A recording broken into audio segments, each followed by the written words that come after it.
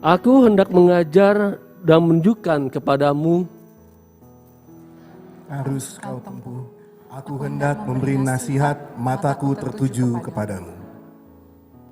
Janganlah seperti kuda atau bagal yang tidak berakal, Yang kegarangannya harus dikendalikan dengan tali les dan kekang. Kalau tidak, ia tidak akan mendekati engkau. banyak kesakitan diderita orang fasik, Tetapi orang percaya kepada Tuhan dikelilinginya kasih setia. bersukacitalah dalam Tuhan. Sorak-soraklah, hai orang-orang benar. Bersorak-sorailah, hai orang-orang jujur. Demikian firman Tuhan. Amin. Salam saudara, baik yang di gereja maupun yang di rumah masing-masing yang mengikuti ibadah hari ini. Izinkan saya berkata, Tuhan Yesus engkelengi kam kerina. Amin. Tuhan Yesus punya cara untuk menunjukkan kasih-Nya kepada saudara dan saya. Melalui firman Tuhan hari ini, kita belajar bagaimana kasih Yesus itu bagi kita.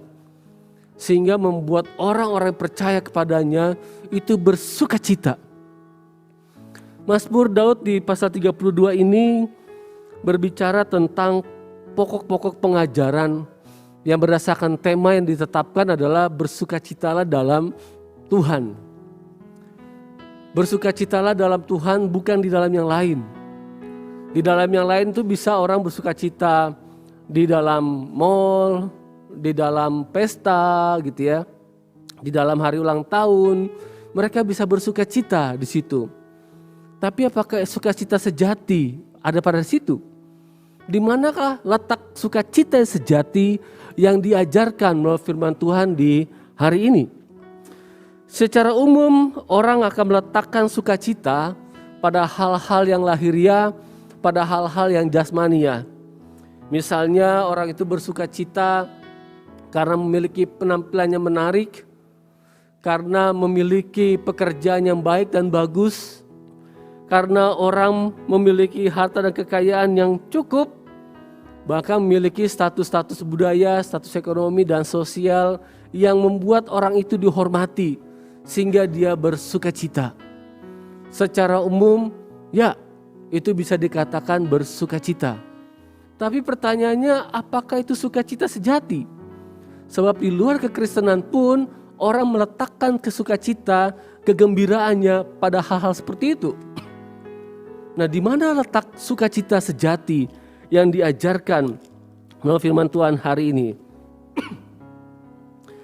Baik, kita lihat ini Raja Daud, Mazmur Daud.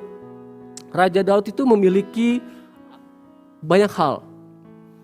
Dia punya jabatan sebagai raja, dia punya kekuasaan, dia punya militer, dia punya tentara, dia punya pasukan, dia punya wilayah kekuasaan, harta kekayaan yang luar biasa, statusnya itu bukan rakyat biasa, tapi dia sebagai seorang raja ningrat gitu ya. Daud memiliki semuanya itu. Tapi apakah Raja Daud meletakkan sukacitanya pada hal itu? Ternyata tidak juga, saudaraku. Maaf, saya batuk. Tapi percayalah, saya negatif. Saya punya alergi dingin benar. Tapi jangan dimatikan AC-nya. Bapak Ibu lebih butuh dari saya. Jadi ternyata Daud tidak seutuhnya menikmati semua hal yang dia raih, yang dicapai.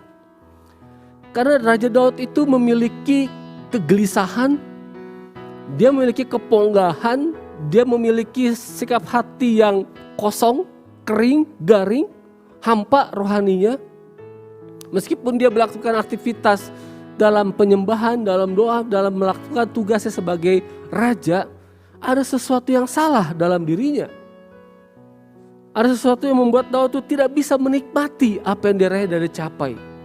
Daud itu hati nuraninya itu gelisah. Awalnya biasa saja. Tapi lama-lama dia gelisah dan gelisah. Hati nurani inilah yang Tuhan harapkan ada pada saudara dan saya. Hati nurani yang gelisah ketika kita melakukan dosa.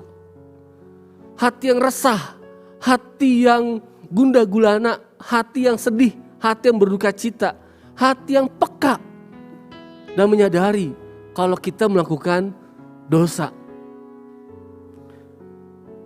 Namun ternyata Raja Daud, dia jatuh dalam dosa. Teks ini dilatar belakangi dalam kejatuhan Daud ke dalam dosa. Di mana dosa Daud? Sama-sama kita ketahui dosa Daud adalah dia menipu Uria demi mendapatkan Batseba. Sehingga Uria mati dalam peperangan, dia merasa punya legalitas untuk mendapatkan Batseba. Mungkin bagi orang banyak itu normal, wajar. Kemudian mereka merayakan pernikahan Daud dan Batseba. Tapi di mata Tuhan, apa yang Daud lakukan yang tercatat dalam 2 Samuel 12 ayat 1-11 itu perbuatannya menghinakan Allah, kata Tuhan. Jadi Bapak Saudaraku, para pemuda remaja secara khusus, jangan mudah terpesona dengan tampilan depan. Jangan mudah terpesona. Saya punya anak kami 3. Anak yang pertama, kedua kami ajarkan, karena yang ketiga masih 3 tahun setengah, 3 tahun 3 bulan, jadi belum bisa sampaikan. Ajarkan, nanti kalau kamu punya pacar, jangan terpesona dengan penampilan. Papa lebih suka karakter daripada penampilan. Karena karakter itu pembentukan, tapi penampilan itu bisa kamuflase, karunia itu pemberian Tuhan. Papa lebih suka karakter. Kalau kita lihat situasi Daud sama Batseba, orang akan tepuk tangan. Orang akan bersyukur dan bersuka cita dan menghadiri pesta pernikahan Daud. Tapi di mata Tuhan, karena Tuhan tahu latar belakang, motivasi dari Daud ini, Tuhan lihat ia sedang menghinakan Tuhan. Ngeri saudara, bisa dibaca di 2 Samuel 12 ayat 1-14 apa yang saya sampaikan ini. Saudaraku, ini kasih Tuhan Kristus, ternyata Daud itu tahu bahwa Tuhan Allah yang maha hadir, Allah yang maha tahu. Daud paham tentang hal itu. Dia berefleksi, Tuhan adalah gembalaku, gunung batuku, kota bentengku, Engkau Allah yang maha hadir, Engkau Allah yang melihatku, mengawasiku dari surga. Begitu kata-kata Raja Daud dalam Mazmur. Tapi saudaraku, ketika Daud punya tuntutan hormon, ketika Daud ingin mengikuti keinginan dagingnya, semua yang diucapkan seperti diabaikan begitu saja. Seperti tidak diberikan ruang Tuhan untuk berintervensi dia, untuk mengatakan tidak terhadap dosa. Daud mengabaikan semuanya itu. Daud membungkus rapih mungkin apa yang dia lakukan. Daud sempat menutupi dosa-dosanya. Daud sempat tidak mau terbuka di hadapan Tuhan. Namun ternyata di ayat yang 4-5 kalau kita baca Mazmur 32 ayat 1-7, di situ Daud justru malah menderita ketika dia menyembunyikan dosanya, membungkus rapi apa dosanya di balik semua kekayaan pencapaiannya itu. Daud justru malah menderita. Daud malah tertekan. Daud malah mengalami rasa tertuduh dan bersalah yang amat sangat. Jadi saudaraku, ketika kita melakukan hal yang seperti Daud, pasti ada rasa-rasa seperti ini. Nah, di dalam 2 Samuel 12 ayat 1-14, ini cara Tuhan mengasihi Daud. Cara Tuhan peduli dan bertanggung jawab atas Daud sebagai raja yang diurapi oleh Tuhan. Tuhan tidak meninggalkan Daud. Cara Tuhan adalah dia mengutus Nabi Nathan untuk menegur Daud yang telah melakukan dosa. Pergilah Nathan dan berbicara kepada Daud melalui perumpamaan. Setelah sampaikan perumpamaan itu, Daud bilang gini, siapa yang membuat seperti itu, kejahatan seperti itu, dia harus dihukum mati. Nabi Nathan berkata, orang itu adalah Tuanku Raja. Daud terhentak, Daud terkejut, dan dalam bacaan kita, dia mengaku dosa. Pengakuan dosa Daud secara gamblang disampaikan di Mazmur 51 ayat sampai 5 ayat sampai 6 saya bacakan. Sebab aku sendiri sadar akan pelanggaranku, aku sendiri bergumul untuk dosaku. Terhadap engkau sajalah aku telah berdosa dan melakukan apa yang kau anggap jahat. Supaya ternyata engkau adil dalam putusanmu, bersih dalam penghukumanmu. Dalam Mazmur 32 ayat 5 berkata demikian. Dosaku kuberitahukan kepadamu, dan kesalahanku tidaklah kusembunyikan.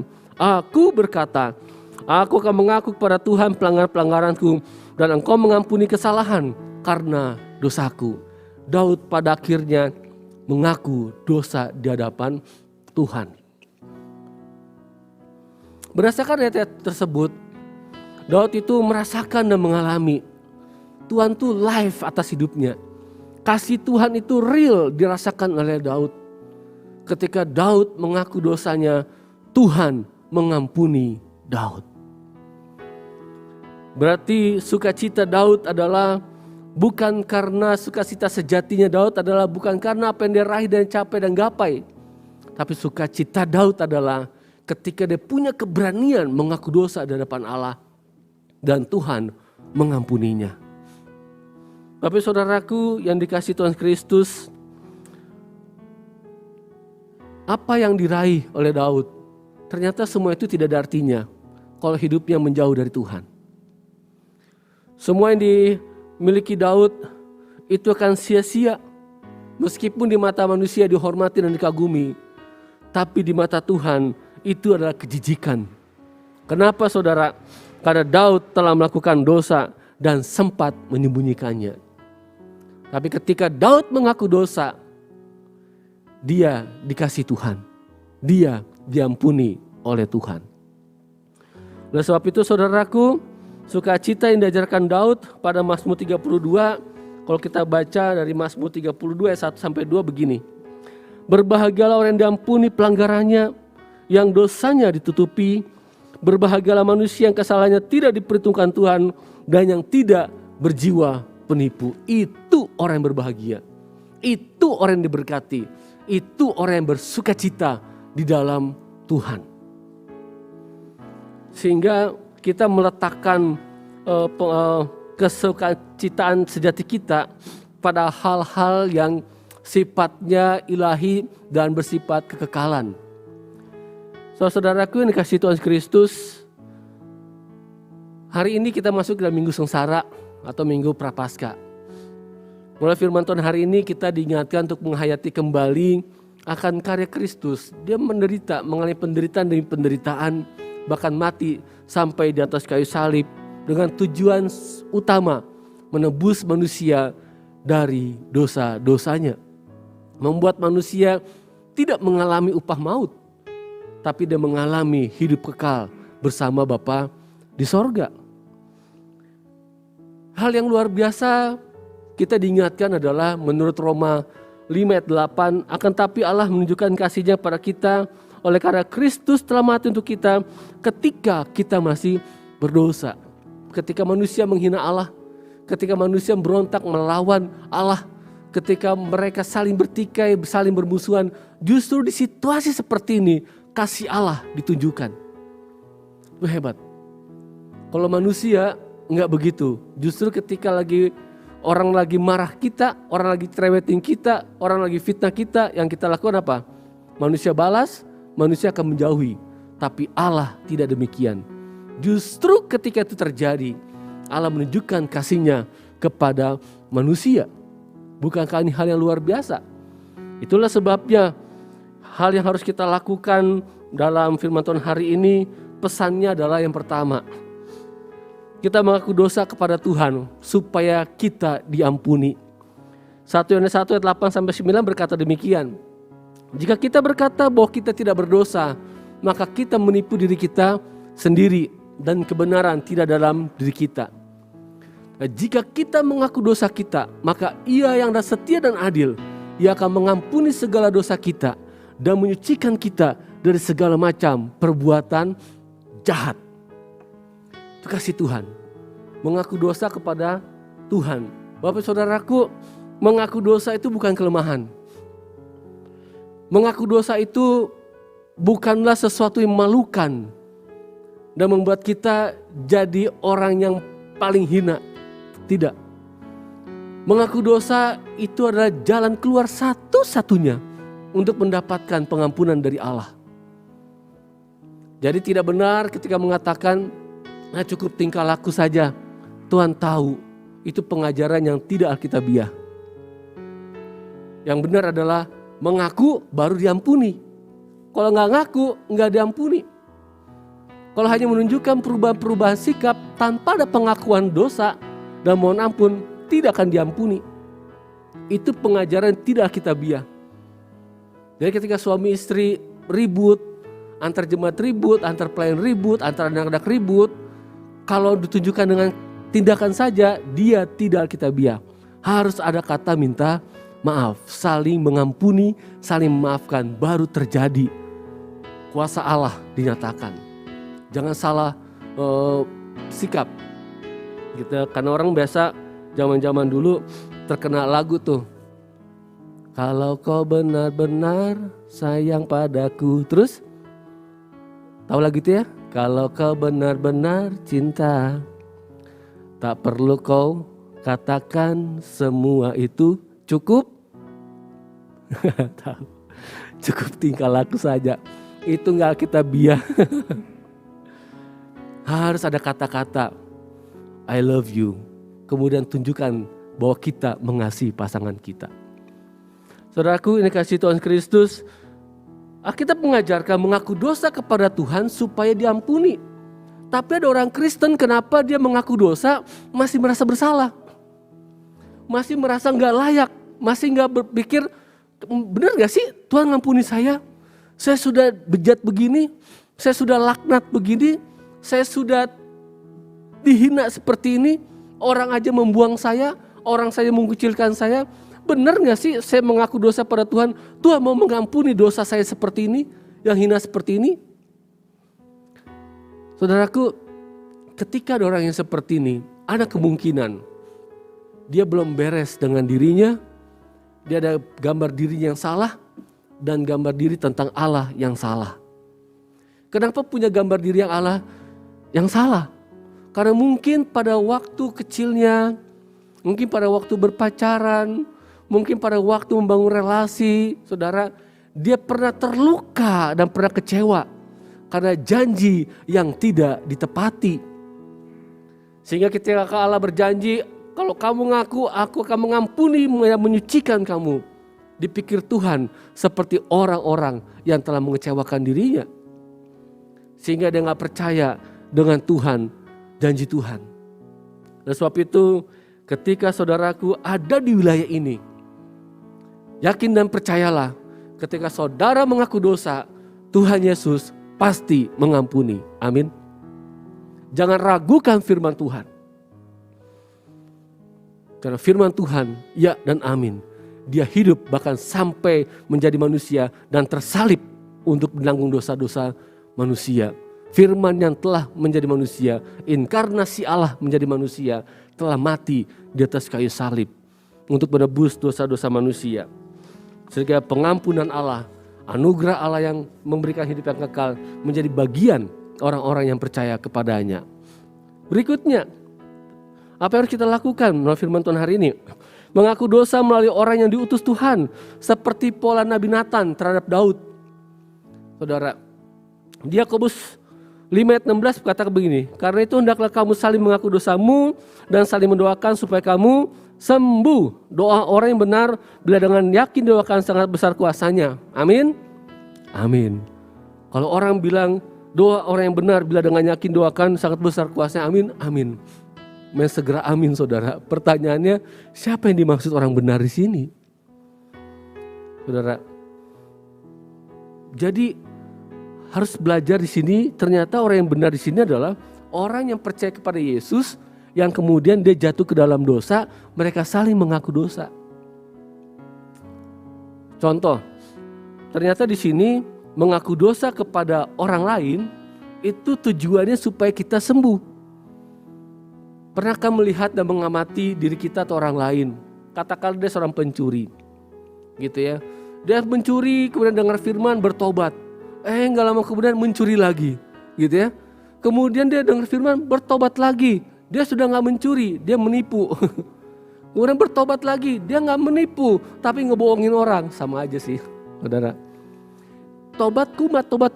Berarti kenapa bisa begitu, saudara?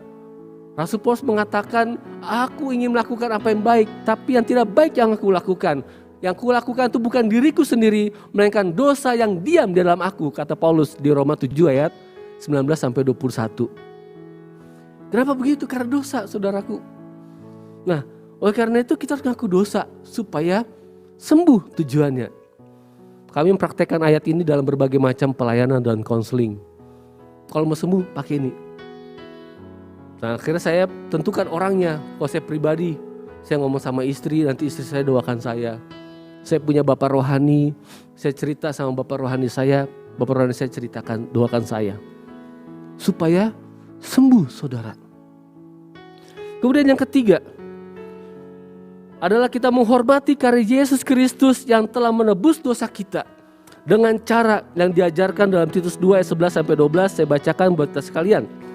Karena kasih karunia Allah yang menyelamatkan semua manusia sudah nyata, Ia mendidik kita supaya kita meninggalkan kefasikan dan keinginan-keinginan duniawi, dan supaya kita hidup bijaksana, adil dan beribadah dalam dunia sekarang ini. Ternyata saudaraku, kasih karunia Allah tidak seperti yang dipikirkan orang-orang di luar Kristen. Mereka berpikir enak banget ya jadi orang Kristen. Tinggal mengaku dan menerima Yesus sebagai Tuhan Juru Selamat pasti masuk surga. Mereka nggak tahu salah satu ayat ini. Tapi ketika terima Yesus Kristus sebagai Tuhan dan Selamat, beroleh hidup yang kekal, ya clear, final. Tapi ternyata kasih karunia Allah tidak berhenti sampai di situ. Tidak berhenti di situ. Karena kasih karunia Allah itu mendidik. Sama seperti kita orang tua mendidik anak-anak kita. Kalau dia melakukan salah, ditegur, dinasihati, diberikan cara, kasih tahu bagaimana yang benar. Tapi kalau anak kita benar, saudara, kita puji, kasih apresiasi dia. Allah pun gambarannya seperti itu. Kita dididik oleh kasih karunia Allah.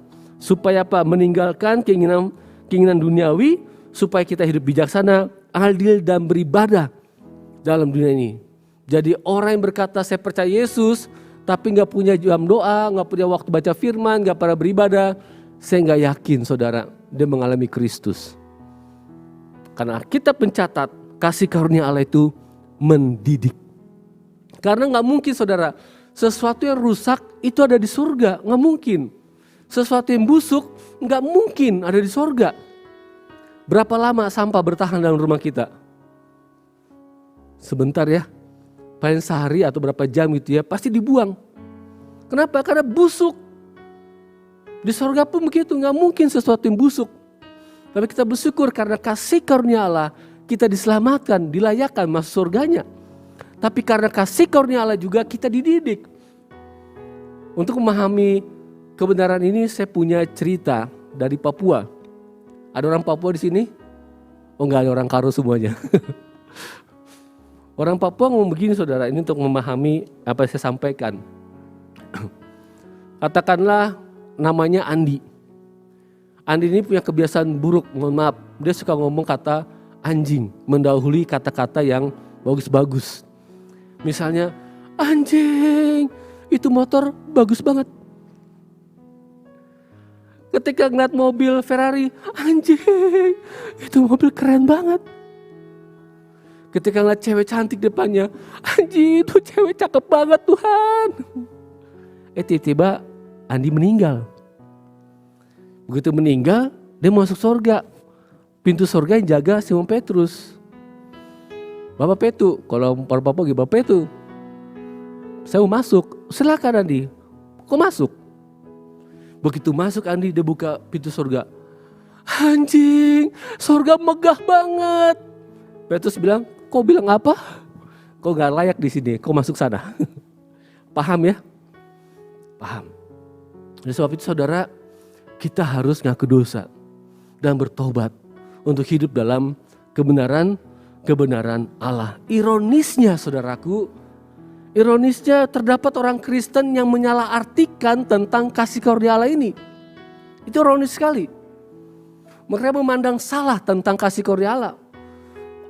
Ada orang yang coba berlindung di balik perbuatan-perbuatan baiknya. Ada orang yang berlindung di balik nama baiknya. Ada orang yang berlindung di balik status-status mereka. Ada orang berlindung di balik toga-toga seperti yang saya pakai ini. Ada orang berkata, saudara, dan berpikir, nggak apa-apa, kita melakukan banyak dosa dan kita terus saja melakukan dosa dan terus saja melakukan dosa. Nggak apa-apa. Kan Tuhan Yesus kan datang bukan untuk orang benar, tapi untuk orang berdosa. Kan Tuhan Yesus datang bukan buat orang sehat, tapi buat orang sakit. Kan Tuhan Yesus berkata di bacaan tadi liturgos di kitab Lukas bahwa satu domba, satu orang yang tersesat dan mereka bertobat, Yesus datang ke situ. 99 orang benar yang tidak memerlukan pertobatan, Yesus nggak ke situ. Kalau gitu kita banyak saja buat dosa, nggak apa-apa. Ada orang yang berpikir, saudaraku, bahwa kita kan masih ada di dunia, nggak apa-apa melakukan dosa, kesalahan, pelanggaran. Mana mungkin di dunia ini nggak melakukan dosa? Pasti melakukan dosa. Nggak mungkin nggak. Tuhan pasti memaklumi kita. Apakah Tuhan kita seperti itu? Mungkin ada yang merasa Tuhan tuh nggak ada. Buktinya nggak ada nih. Bapak Ibu lihat Tuhan? Nggak. Bukti Tuhan nggak ada nih. Kalau gitu nggak apa-apa kita melakukan aja dosa di ruang-ruang tersembunyi. Karena tidak mungkin ada yang melihatnya. Termasuk Tuhan. Bapak saudaraku, dalam konteks ini Alkitab dengan tegas berkata. Di Roma 6 ayat 1-2 dan ayat yang ke-6 berkata demikian. Jika demikian apakah yang hendak kita katakan? Bolehkah kita bertekun dalam dosa supaya semakin bertambah kasih karunia itu? Sekali-kali tidak. Bukankah kita telah mati bagi dosa, bagaimanakah kita masih dapat hidup di dalamnya? Ayat yang ke-6, karena kita tahu bahwa manusia lama kita telah turut disalibkan, supaya tubuh dosa kita hilang kuasanya, agar jangan kita menghambakan diri lagi kepada dosa. Amsal 28 ayat 9 berkata, siapa memalingkan telinganya untuk tidak mendengarkan hukum, doanya adalah kekejian. Berarti saudaraku, kenapa ada orang doa bertahun-tahun, bergumul saudara puluhan tahun gak dijawab Tuhan? Jangan sampai karena faktor ini. Jangan sampai. Di Ulangan 28 dengan tegas mengatakan kalau taat diberkati, kalau tidak taat kutuk. Clear point. Di Galatia 6 ayat 7 berkata begini, jangan sesat, Allah tidak membiarkan dirinya dipermainkan, karena apa yang tak berorang itu juga yang akan dituainya. Ya saudaraku, jangan salah memandang kasih karunia Allah. Ingat, Yesus tidak hanya juru selamat, tapi Yesus juga adalah Tuhan. Juru selamat bicara tentang keselamatan yang Tuhan berikan kepada kita. Tapi Tuhan bicara tentang ketaatan kita kepada Tuhan. Melakukan perintahnya. Jadi ada perilaku-perilaku kita yang mencerminkan pengakuan iman kita ini. Kalau begitu apa yang kita pelajari dari firman Tuhan yang kita baca Mazmur 32 ayat 8-11 ini. Yang pertama, ayat yang ke-8. Aku hendak mengajar dan menunjukkan kepadamu jalan yang harus kau tempuh. Aku hendak memberikan nasihat, mataku tertuju kepadamu. Ini bicara tentang berapa hal. Ayat ini bicara tentang mari kita memiliki sikap hati yang lemah lembut. Lemah lembut itu bicara tentang sikap hati yang mudah dibentuk, mudah diajar, mudah ditempa, mudah digodok oleh Tuhan melalui firman-Nya atau dalam kehidupan sehari-hari. Atau melalui peristiwa-peristiwa masalah sakit penyakit pun, masa-masalah pandemi ini, kekurangan keuangan, masalah ekonomi pun Tuhan bisa pakai semuanya itu untuk membentuk kita. Karena kitab Amsal mengatakan, dua hal ini aku tidak mau. Jangan aku berikan aku kemiskinan, nanti aku mencuri. Jangan beri aku kekayaan, nanti aku mengabaikan Tuhan. Berikanlah apa yang menjadi bagianku, yaitu hidup dalam kebenaran Allah. Amsal mengatakan demikian. Yang berikutnya adalah beri diri kita untuk dinasihati oleh Tuhan dan firman-Nya. Ada orang yang gak suka, orang Kristen tuh gak suka, ada orang yang gak suka diintervensi sama firman. Ada orang Kristen tuh yang gak suka hidupnya diatur oleh firman Tuhan. Masa sih begitu? Masa sih kita harus kudus-kudus banget? Masa sih kita harus suci-suci banget? Gak usah gitu kali. Gitu. Bahkan saya pernah dengar, mohon maaf ya, ada seorang perempuan gitu ya. Saya berharap para gadis di sini nggak seperti itu ya. Saya mah cari cowok nggak usah yang alim-alim gitu ya, yang maco-maco gitu ya, yang kalungnya itu kayak rantai kapal di sini, gak salib, kayak keren gitu ya. Yang rambutnya model bagaimana kayak keren gitu ya. Hati-hati. Mereka nggak suka. Padahal wanita itu idealnya dia suka hal-hal yang rohani, saudara. Tapi dia saat mengajukan kriteria, dia nggak suka dengan cowok, kriteria dia cowok yang alim-alim, yang salib dia nggak suka. Kayaknya tanda kutip kayak kurang nakal begitu. Ngeri, saudara. Pemahaman ini sudah merasuki kekristenan. Oleh karena itu mari kita memberi diri untuk dinasihati firman Tuhan. Berikutnya ayat ke-8. Mataku tertuju kepadamu. Saudaraku, coba renungkan ayat ini. Mata Tuhan sedang tertuju kepada kita yang beribadah hari ini. Mata Tuhan tertuju kepada kita yang lagi di rumah, yang lagi mengikuti ibadah. Mata Tuhan tertuju pada kita ketika kita sedang kuliah, sedang sekolah, sedang di kantor, sedang di gereja, sedang pelayanan, sedang di aktivitas di kamar mandi, di hotel. Mata Tuhan tertuju kepada kita. Apa maksudnya, saudara? Maksudnya Tuhan ingin saudara dan saya membangun roh takut akan Tuhan. Takut akan Tuhan. Dari berbagai macam definisi, saya suka definisi ini. Takut akan Tuhan adalah sadar sesadar-sadarnya bahwa Tuhan mengawasi kita 24 jam atas hidup kita. Sehingga kita gak sembarangan dengan tubuh ini. Gak sembarangan dengan mata ini melihat yang sembarangan, gak berani. Kita gak berani mulut ini mengucapkan kata-kata yang sembarangan, kata-kata yang sia, yang kotor, yang tidak baik. Gak berani. Karena dia sadar bahwa mata Tuhan melihat dia. Berikutnya yang ke-9. Janganlah seperti kuda atau bagal. Bagal itu kuda betina yang dikawinkan dengan keledai jantan. Namanya bagal. Yang tidak berakal, yang kegarangannya harus dikendalikan dengan tali les dan kekang. Kalau tidak, ia tidak akan mendekati engkau. Ini menggambaran tentang orang yang tidak mau diatur. Yang tidak, dia suka memberontak, suka melawan seperti itu. Jangan jadi seperti itu. Ayat 10, banyak kesakitan diderita orang fasik, tetapi orang percaya kepada Tuhan dikelilinginya dengan kasih setia. Ini penting, saudara. Dikelilingi kasih setia. Saya tidak mengajarkan bahwa Tuhan itu seperti yang kita imajinasikan. Tidak, saudara. Namun kita bisa menolong, saudara, membuat kita tentram. Ketika kita berdoa, Tuhan, aku percaya malaikat sorga engkau utus untuk melindungi rumah saya. Tuhan, saya percaya Tuhan, engkau sedang menunjukkan kasih-Mu, engkau sedang memagari kami dengan kasih setia-Mu. Aku percaya. Membuat kita tenang saudara. Kita jadi tentram. Kalau kita dalam perjalanan yang bisa membuat kita jadi berbahaya, perjalanan ke hutan atau apa, berdoalah seperti ini. Membuat kita jadi tenang. Tuhan, aku percaya engkau menyertai kami. Meskipun faktanya kami sedang susah, tapi aku percaya Tuhan, kasih setia-Mu ada pada kami. Membuat kita tenang, saudara. Berikutnya 11, ya ini dia tema kita. Bersukacitalah dalam Tuhan dan bersorak-soraklah. Hai orang benar, bersorak-sorailah. Hai orang jujur. Dalam terjemahan bahasa Inggris saya tidak mahir, namun saya tahu beberapa hal dikatakan adalah be glad in the Lord, saudara. Jadi bersukacitalah itu be glad. Kemudian bersorak-soraklah itu rejoice. Kemudian bersorak-sorailah itu joy. Nah, saya mau jelaskan beberapa hal kata ini.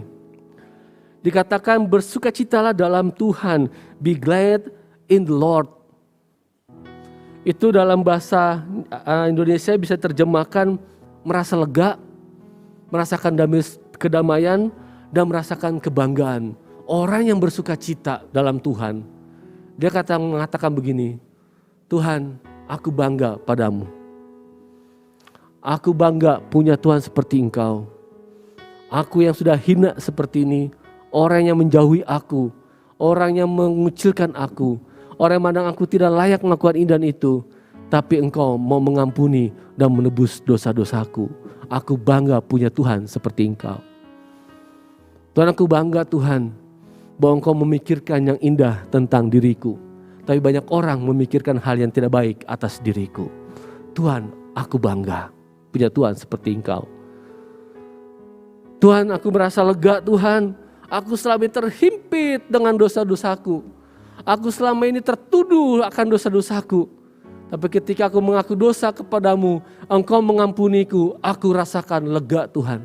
Ibaratnya seseorang sedang pegang batu berat saudara, atau sedang memikul pakai batu berat saudara, kemudian batu berat itu harus dilepaskan, badannya terasa ringan. Kadang mengalami kelepasan dari Tuhan. Tuhan, terima kasih. Dan dia akan merasakan kedamaian. Kemudian orang yang bersuka cita, rejoice itu kata kerja, aktivitasnya. Kemudian joy, ini dia. Joy itu bicara tentang sukacita yang lahir dari dalam. Karena tubuh kita adalah bait Allah Roh Kudus. Karena firman Tuhan kita dengar ada dalam diri kita.